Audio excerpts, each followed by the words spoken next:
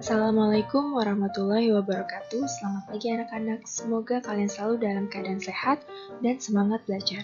Hari ini, Ibu akan mempresentasikan tentang materi pertama kita, yaitu konsep pengelolaan sumber daya manusia, bahan, dan peralatan. Materi ini akan dibagi menjadi 3 pertemuan. Pada pertemuan kali ini, kita akan fokus kepada sumber daya manusia.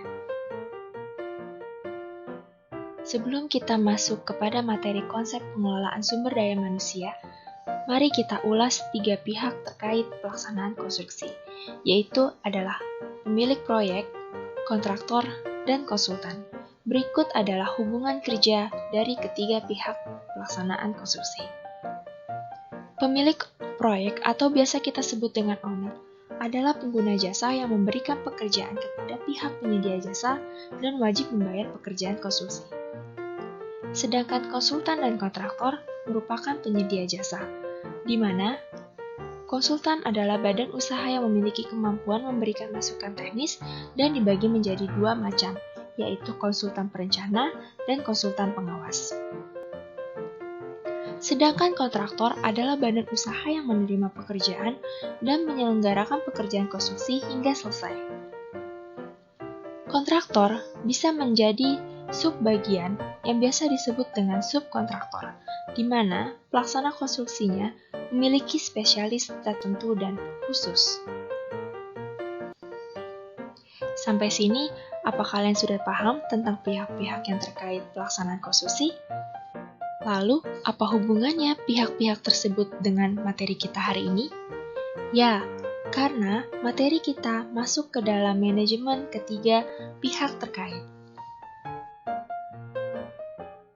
Pengertian dan tujuan pengelolaan sumber daya manusia. Pengelolaan sumber daya manusia merupakan suatu proses yang berhubungan dengan implementasi indikator fungsi-fungsi pengelolaan atau manajemen yang berperan penting dan efektif dalam menunjang tercapainya tujuan individu, lembaga, maupun organisasi atau perusahaan. Tujuannya adalah meningkatkan efektivitas dan efisiensi suatu organisasi kerja. Pengelolaan sumber daya manusia harus dikaji dengan benar dan terarah. Oleh sebab itu, terdapat konsep pengelolaan sumber daya manusia.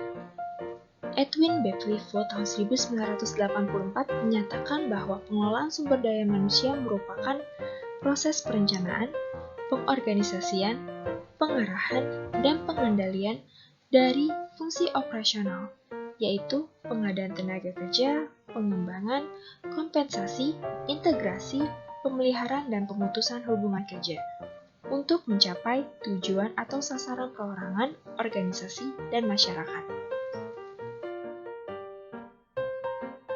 Kita sudah memahami konsep pengelolaan sumber daya manusia. Mari kita lanjut kepada komponen pengelolaan sumber daya manusia. Apa saja komponen-komponen tersebut?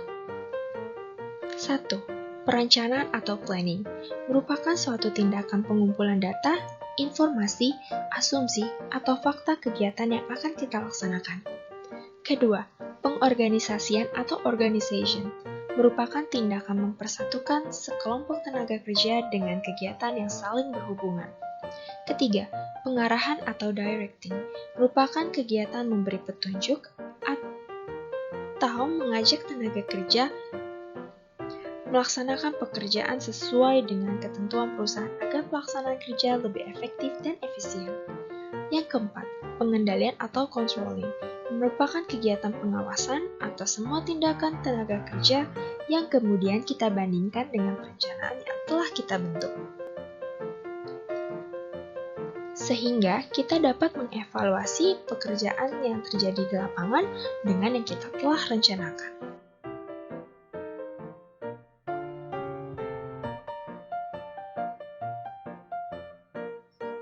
Di dalam komponen pengelolaan sumber daya manusia, terdapat fungsi-fungsi yang bekerja secara seiring. Yang pertama, pengadaan atau requirement merupakan serangkaian kegiatan yang dilakukan untuk mendapatkan jenis dan jumlah tenaga kerja sesuai dengan tujuan organisasi atau perusahaan. Yang kedua, pengembangan atau development merupakan serangkaian kegiatan pelatihan yang dilakukan guna meningkatkan keahlian dari sumber daya manusia yang berkaitan dengan kinerja pekerjaan. Yang ketiga, kompensasi atau compensation merupakan pemberian upah kepada tenaga kerja sesuai dengan kontribusinya terhadap tujuan organisasi atau perusahaan. Yang keempat, integrasi atau integration. Setiap individu diminta merubah pandangan, sikap, atau kebiasaan yang kurang menguntungkan bagi organisasi atau perusahaan. Yang kelima, pemeliharaan atau maintenance, di mana perusahaan mempertahankan dan meningkatkan kondisi SDM yang ada. Keenam, pemutusan hubungan kerja atau work termination, kegiatan mengembalikan tenaga kerja ke lingkungan masyarakat atau biasa kita kenal dengan pensiun. Kita sudah membahas secara umum tentang konsep, fungsi, dan komponen dari pengelolaan sumber daya manusia.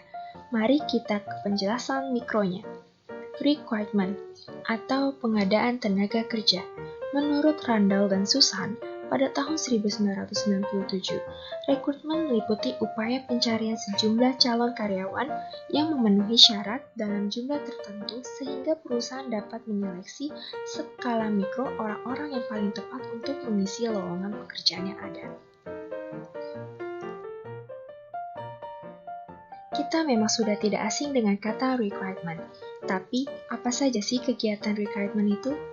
Kita sebagai seorang calon manajerial harus mengetahui kegiatan-kegiatan yang berhubungan dengan manajemen. Kegiatan requirement meliputi 1. Menentukan kebutuhan jangka pendek dan jangka panjang perusahaan dalam hal jenis pekerjaan atau job title dan levelnya dalam perusahaan. Kedua, terus berupaya mendapatkan informasi mengenai perkembangan kondisi pasar tenaga kerja. 3. Menyusun sumber bahan-bahan rekrutmen yang efektif. 4. Menyusun program rekrutmen yang sistematis, terpadu, dan berhubungan dengan kegiatan sumber daya manusia lain dan dengan kerjasama antar manajer lini serta karyawan. 5. Mendapatkan talent pool. Talent pool merupakan calon karyawan yang berbobot atau memenuhi syarat. 6. Catatan kualitas dan jumlah pelamar dari berbagai sumber dan masing-masing metode rekrutmennya. 7. Melakukan tindak lanjut terhadap para calon karyawan, baik yang diterima maupun yang ditolak, guna mengevaluasi efektif tidaknya rekrutmen yang dilakukan. Jadi, proses rekrutmen tidak hanya seorang HRD yang menentukan, tapi perlu ada reevaluasi dari calon karyawan.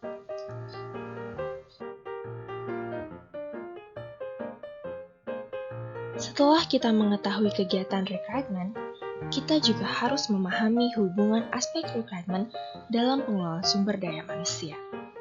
Berikut adalah skemanya. Terdapat dua aspek pada proses awal rekrutmen. Aspek pertama adalah kegiatan SDM dan aspek kedua adalah lingkungan.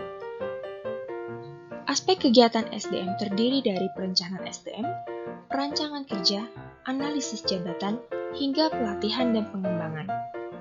Aspek lingkungan terdiri dari ekonomi, kompetisi, strategi, visi, dan nilai. Kedua aspek saling berkaitan dan berjalan seiringan sehingga menciptakan indikator-indikator rekrutmen seperti berapa banyak jumlah tenaga yang dibutuhkan, di mana tenaga tersebut akan ditempatkan, dan jabatan apa yang akan tenaga kerja tersebut pegang. Proses rekrutmen harus mempertimbangkan nilai-nilai hukum, karena menyangkut dengan sasaran dan tujuan perusahaan.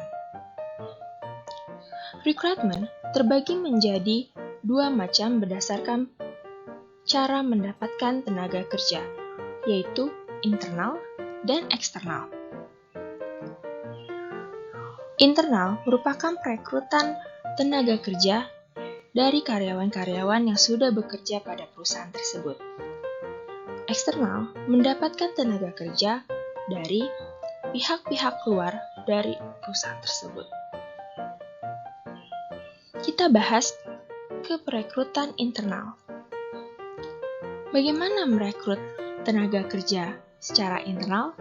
yaitu lewat promosi, pekerjaan, lalu pemindah tugasan pekerjaan, rotasi job, dan pengkaryaan kembali. Metode apa yang digunakan untuk perekrutan? Yaitu menginformasikan secara posting dan melihat daftar keterampilan tenaga kerja selama bekerja di perusahaan. Sedangkan rekrutmen eksternal merupakan perolehan tenaga kerja yang didapatkan melalui proses walk-in interview, referensi mitra kerja, agen-agen biro, asosiasi perdagangan, atau serikat pekerja.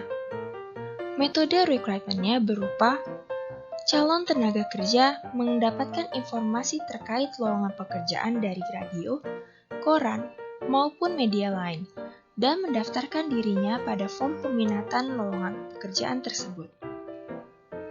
Sehingga pada satu titik, baik rekrutmen internal maupun eksternal akan bertemu di pool pelamar yang potensial dan berbobot.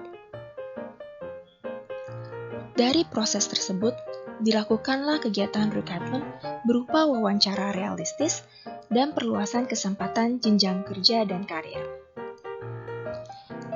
Kemudian, calon-calon tenaga kerja akan diseleksi dan diberikan penempatan jabatan kerja sesuai dengan kompetensi dan bidang yang diperlukan oleh perusahaan.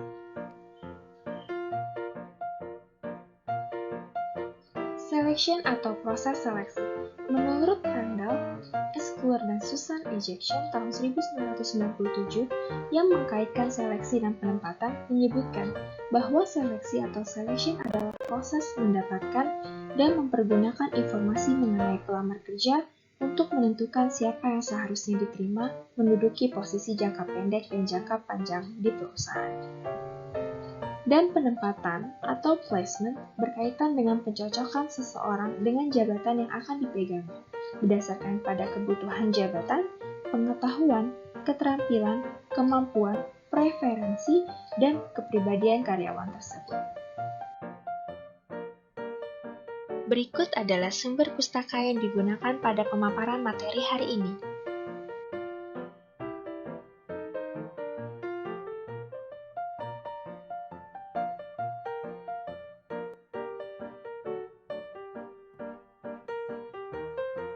Nah, anak-anak, itulah pemaparan materi kita hari ini.